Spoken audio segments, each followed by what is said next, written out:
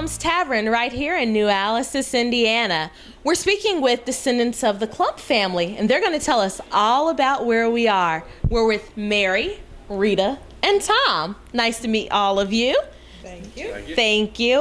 All right, Mary, you have some information for us about the bar and where we are today. Can you give me some information about that? Yes, my grandfather purchased a bar in 1914 from his sister and brother-in-law.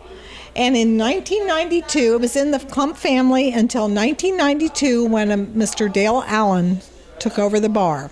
And my grandfather and the family was raised right here in the building. And it's been in the family for a long time. We still consider it Clump's. It's still our bar.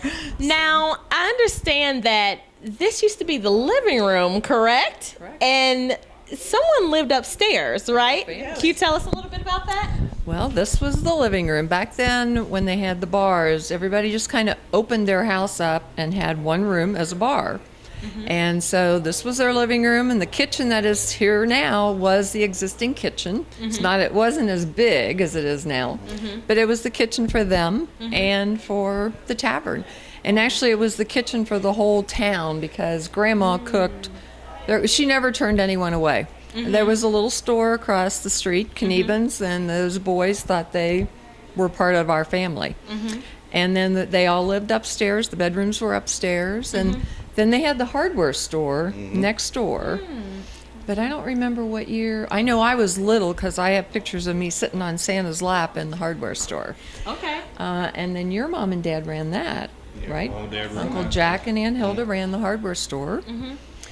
So, and that's now part of that's our party room, as we call it. Nice. So what are some of your fondest memories over the years of Clump's Tavern? Oh, that's a good one. There's a lot of fond memories of the tavern. Everybody, it's like a big family around here. Everybody has a good time. Everybody knows everybody. It's just an enjoyable time. I like it. And it's always 5 o'clock at Clump's Tavern, and it's Sunday Fun Day today. Sunday. So, Tom, I understand that John Hunt Morgan came through here many, many years ago.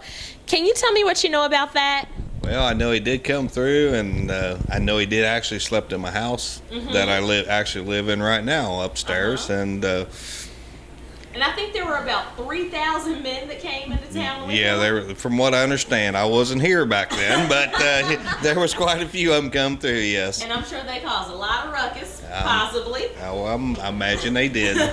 All right, but it's really cool living in a house where a historical figure actually came through and slept, I imagine, correct? No, yes, yeah. There's a lot of historical things around here, different places in this town. It's pretty neat. It's really a neat place to live. Awesome. Well, thank you for shedding light on that for us. We appreciate it. All right. I mean, even after midnight mass, we all come over here and have breakfast after midnight mass. Everybody will bring something, and we have breakfast on Sundays. Sometime we all get together and just have a breakfast together, family and friends. I mean, our friends are like family too. I mean, we're just really a close-knit group here, and everybody gets along. And I mean, I work in Cincinnati, and everybody says, "Why don't you move?" Well, they used to say, "Why don't you move closer to home?" And it's like, or to work, and I'm like, "Oh God, no way! I could never ever leave here, never." Wow. Well, Yeah. thank you so much for opening up your family's establishment to us. It means a lot to us. And I know that we're going to get some footage. We're going to look around a little bit more. So thank you once again. We really appreciate it. Thank you. Thanks so much for tuning in to another edition of History in Your Own Backyard.